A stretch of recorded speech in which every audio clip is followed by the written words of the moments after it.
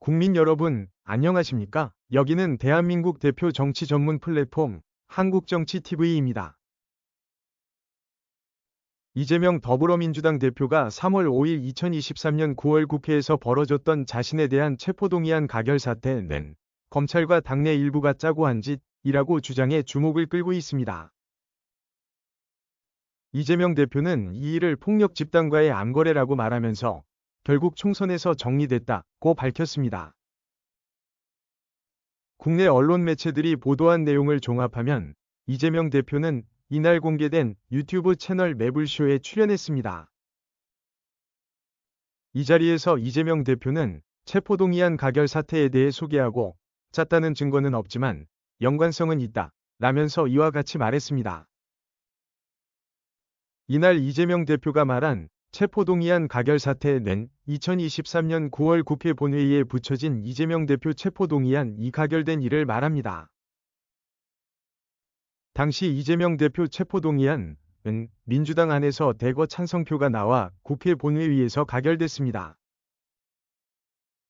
이에 검찰은 법원에 이재명 대표 구속영장을 청구했으나 법원은 기각 판결을 내렸습니다. 이에 대해 이재명 대표는 가결되겠다고 밝혔습니다. 이재명 대표는 검찰이 수사하는 과정에서 타임 스케줄에 따라 벌인 일, 그리고 당내에서 움직이면서 나한테 비공식적으로 요구하고 협상으로 제시한 것을 맞춰보니까 다 짜고 한 짓이더라고 했습니다. 그리고 6월에 민주당에서 유력한 분을 만났는데 그분이 저한테 사법 처리가 될 거니까 당대표를 그만둬라 라고 말했다고 당시 있었던 일화를 소개했습니다.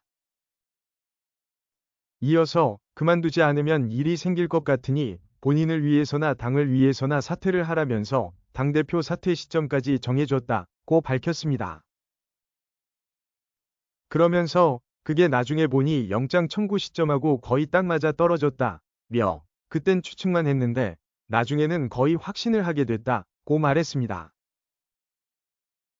이재명 대표는 당시 자신이 받았던 요구 내용에 대해서 사퇴하면 봐주고 사퇴 안 하면 영장 청구에 동의해서 구속시키는 것이라고 설명했습니다.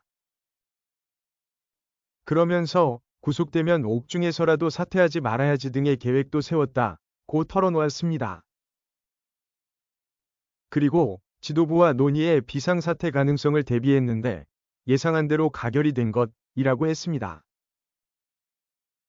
한편 이재명 대표는 당시 체포동의안 표결 직전에 당내 위원들을 향해 부결표를 던져달라는 호소문을 발표한 바 있습니다.